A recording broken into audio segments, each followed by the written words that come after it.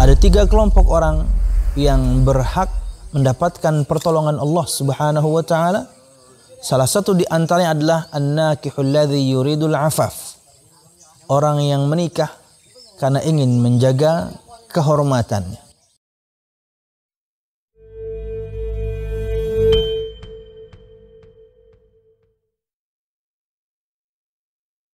Bismillah, alhamdulillah, wassalatu wassalamu ala rasulillah, amma ba'd. Al-musyahidun al-kiram, di antara keagungan Allah Subhanahu wa ta'ala dan di antara tanda-tanda kebesaran Allah Subhanahu wa ta'ala adalah menjadikan kita manusia berpasang-pasangan.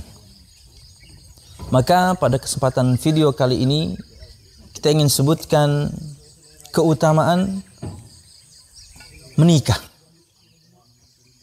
Sabda Nabi Muhammad SAW dalam sebuah riwayat dari Imam Baihaqi, kata beliau sallallahu alaihi wasallam, "Idza tazawwaja al-'abdu faqad istakmala nisfa dinihi." Dalam riwayat lain, faqad kammala nisfa ad-din. Falyattaqillah fi nisfil baqi. Dalam riwayat lain, falyattaqillah fi nisfil akhar. Jika seorang hamba menikah, maka dia telah menyempurnakan separuh dari agama. Maka hendaklah ia bertakwa kepada Allah Subhanahu wa taala pada separuh yang lainnya. Al-musyahidun al-kiram, para pemirsa yang dirahmati Allah Subhanahu wa taala, untuk memahami sabda Nabi Muhammad sallallahu alaihi wasallam ini, di antaranya adalah keterangan Nabi Muhammad SAW di hadis yang lain. Dalam riwayat Imam Bukhari, kata Nabi Muhammad sallallahu alaihi wasallam, "Man yadman li ma baina lahyaihi wa ma baina rijlaihi adman lahul jannah." Dalam riwayat yang lain, "Man yadman li ma baina khaddaihi wa ma baina fakhidaihi adman lahul jannah." Barang siapa yang bisa menjamin untukku, dia bisa menjaga sesuatu yang ada di antara 2 jenggotnya, maksudnya adalah kumis dan jenggot, dan sesuatu yang ada di antara 2 kakinya. Dalam riwayat lain, barang siapa yang bisa menjamin untukku, dia bisa menjaga sesuatu yang ada di antara 2 rahangnya dan sesuatu yang ada di antara 2 pahanya, aku jamin untuknya surga. Bisa menjaga mulut atau lisan, bisa menjaga kemaluan.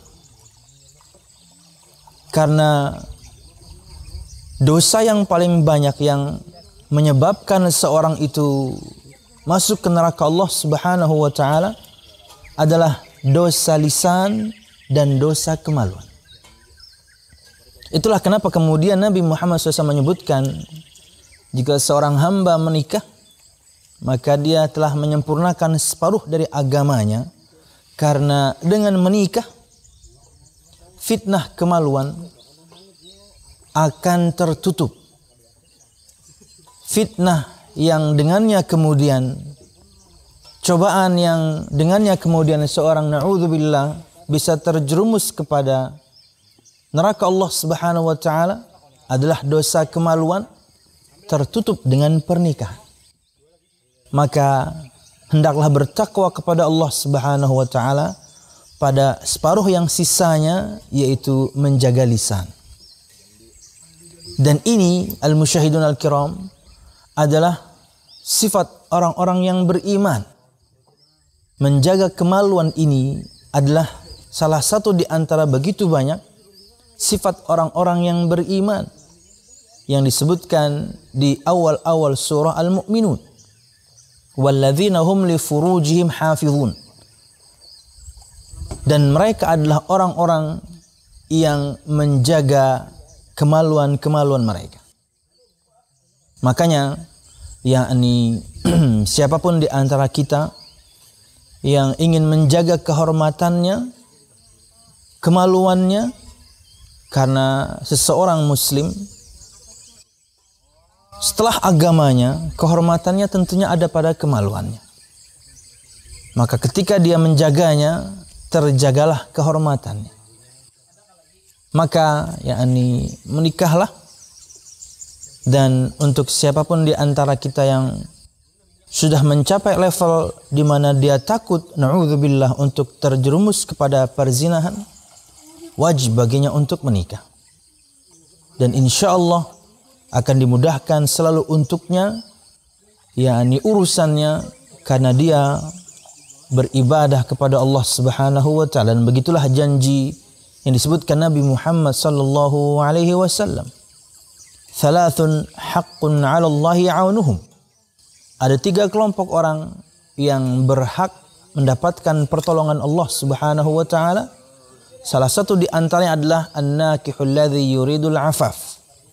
Orang yang menikah karena ingin menjaga kehormatannya. Wallahu a'lam bissawab. Semoga Allah Subhanahu wa Ta'ala berikan kemudahan untuk muda-mudi kita kaum muslimin untuk melangsungkan pernikahan. Semoga Allah Subhanahu wa Ta'ala berikan kemudahan untuk mendapatkan jodohnya dan kemudian menjalani rumah tangganya di atas ketaatan kepada Allah Subhanahu wa Ta'ala dan juga Nabi Muhammad sallallahu alaihi wasallam. Wallahu a'lam bissawab. Assalamualaikum warahmatullahi wabarakatuh.